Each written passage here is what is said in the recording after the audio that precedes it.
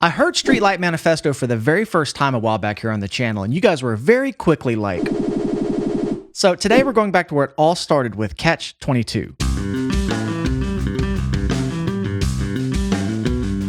What's up, guys? Welcome back to Low End University. Keasbey Nights is from the album Keasbey Nights, which is the band's debut album released in 1998, and it is apparently the only album to feature this original lineup. And after falling in love with Streetlight Manifesto, as I said, reviewing the track We Will Fall Together, I later did the whole album somewhere in the between on Patreon. You should come by and check it out. Those are so much fun to do over there. But everyone's urged me to go back and hear the band's humble beginnings alongside the bass playing of previous player Josh Ansley, who apparently played a fretless bass at the time. So I'm excited to go backwards and check this out. Without further ado, let's get right into it. Keasbey Nights from Catch 22.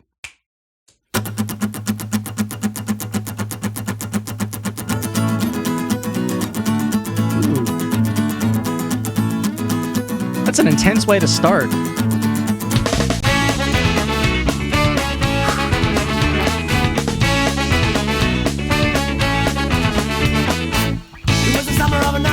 So what? In the backyard, shitting in your glass. Ooh, man.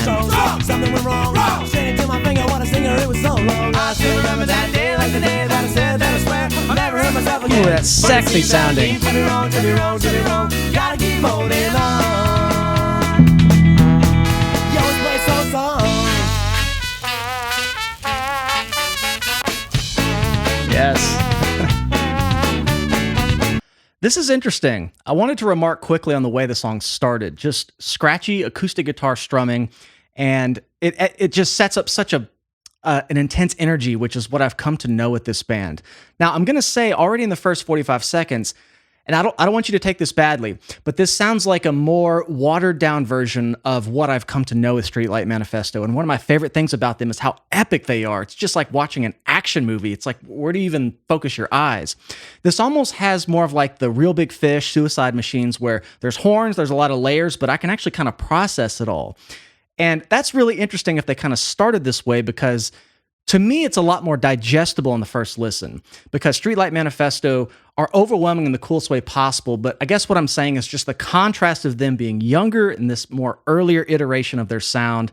It's just as refreshing, but it sounds like them, maybe a little more angsty and stripped down. The production, a lot of you commented to do the original version. So did our patrons. So I could really hear, a snapshot of where they were back then. The bass is sexy. It's smooth. And it's walking it like I knew it would, but it's got some really cool twists and turns. I want to go back to about here. And those horn lines were a little simpler as well. I feel like it catches me a little quicker. So this is interesting, kind of hearing a more distilled down version of what I've come to know. Okay. That's kind of Zeppelin-y in a way. And you'll know what I mean if you're a Zeppelin fan. I like the way this sets it up, and then it comes right in with all the layers.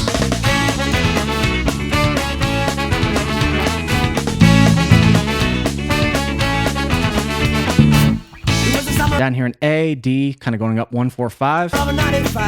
In the backyard, shitting in your glass, feeling so strong. Something went wrong. Straight into my finger, what a singer, it was so long. I still remember that day like the day that I said that I swear I never heard myself again. But it seems that I deep to be wrong, to be. I love how the bass comes in and it's fully elongated, right? It's doing the walking bass lines, A major up to the 4 and D major. Just real long notes, just letting the note lengths be their fullest value. And I love here when it kind of goes to this halftime section, the placement of rests is so effective with the slides.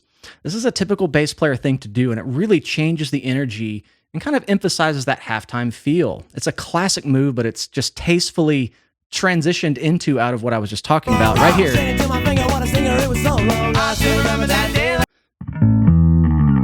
That little bit of rest at the end there, so effective. You can feel the not the meter change, but the feel change more to this halftime thing. And then the way it kind of pokes through here on the rest. Good dynamics. Right there. Builds back up. Okay.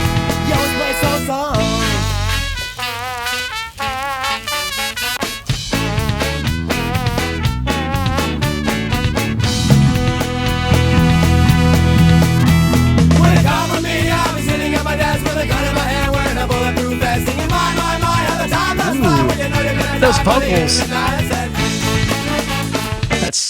That's so many words so quickly. I love it. It's rapid fire. And what's interesting about that, the way they contrasted that change. So if you go back here and listen to the vocals,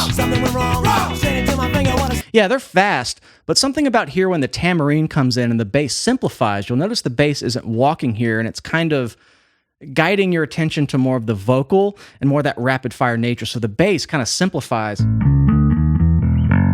and just goes straighter, just on the root.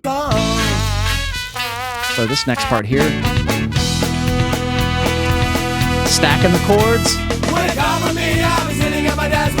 Hear that tambourine?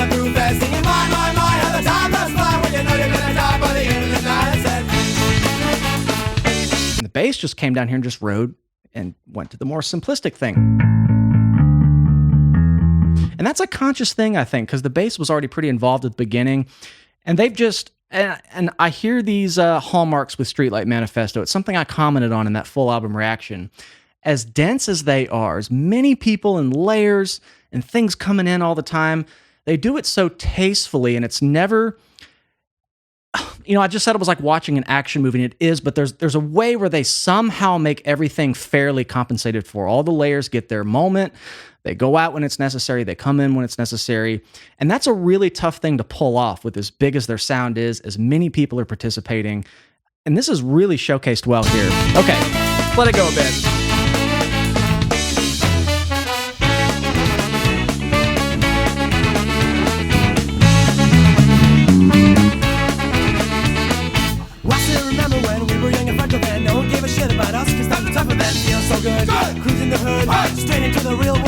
That tone is so good. Those slides. Good.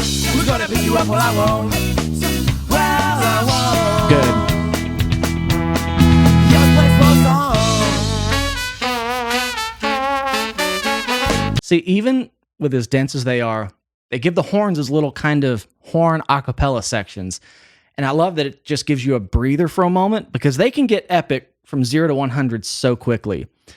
And even in Somewhere in Between, I remember the album, it would go from just this roller coaster of craziness, and they always just shine the spotlight on these little horn, like string quartet kind of vibe things, little counterpoints. I love this band, and it's so cool to go back and kind of see where it started, even though it's a little more tame. And because of that, it might be more digestible on a first listen.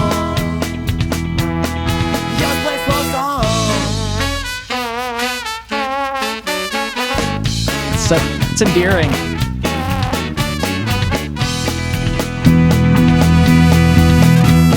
they call for me, I'll be sitting at my desk with a gun in my hand, wearing a bulletproof vest, singing my, how the time does fly when you know you're gonna die by the end of the night. Yeah. So I've noticed, I guess that's the chorus. I'm not really listening to the lyrics, but it sounds like the chorus section, everything kind of comes together. And I just like that both of the bass players, Pete McCullough and Josh, they kind of have a similar style in just the way they approach the music. But I love when they can just simplify it and let everything else come through. And it kind of supports what I was saying a minute ago. The bass could have been walking during that chorus, and it would make it a little more epic, but it's about the song. There's some restraint being shown here, which is really great. Right here.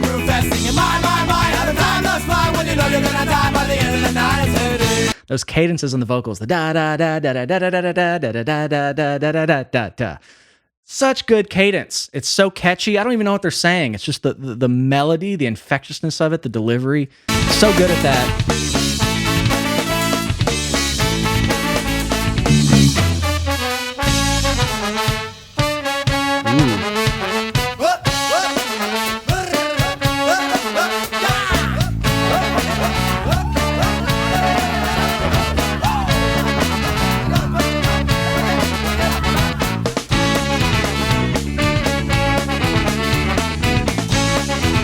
Those horns and that melody almost have like almost a blues guitar solo kind of approach, where they're hovering around just 3 or 4 notes, just cycling between them with different phrasings. I'm talking about this part right here.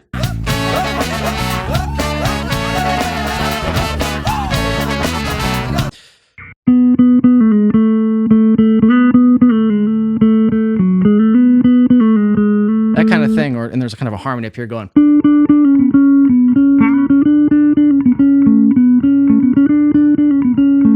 And it almost just has like a simplistic guitar solo quality where the solo is kind of catchy. And this is kind of something I talked about when I reviewed the Suicide Machines. I think that horn melody was kind of that same thing, just in a 4 or 5 note adjacent group of notes type of cluster, and just relying on the simplicity of the limited note bank they've given themselves. And it forces you to kind of play with the phrasing a bit more. And those are the kind of the earworms that get in your head, these little horn lines like this.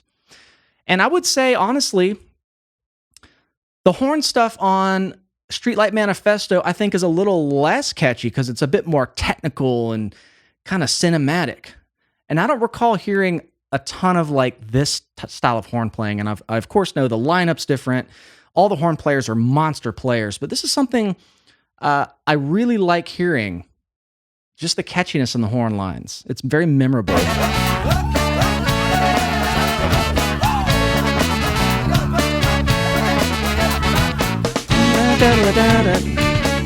They're still doing it. That's the kind of stuff that sticks in your head. It's so hard to follow that walking pattern.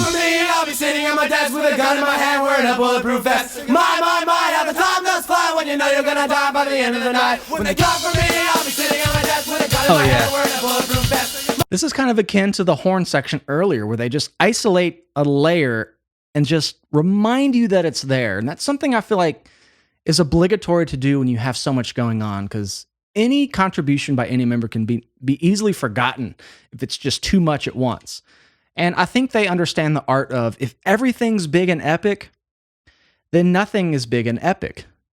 And there's a range and a dynamic range that they play really well with.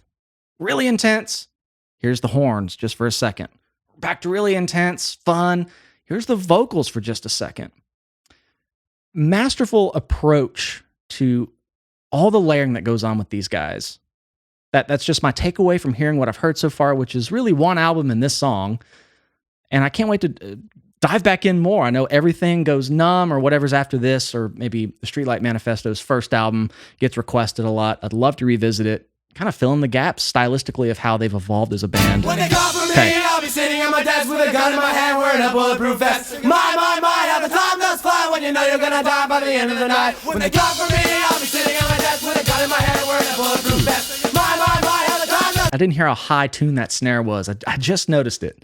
fly when you know you're gonna die by I the like end of the that. night. When they call for me, I'll be sitting at my desk with a gun in my hand, wearing a bulletproof vest. My, how the time does fly when you know you're gonna die by the end of the night.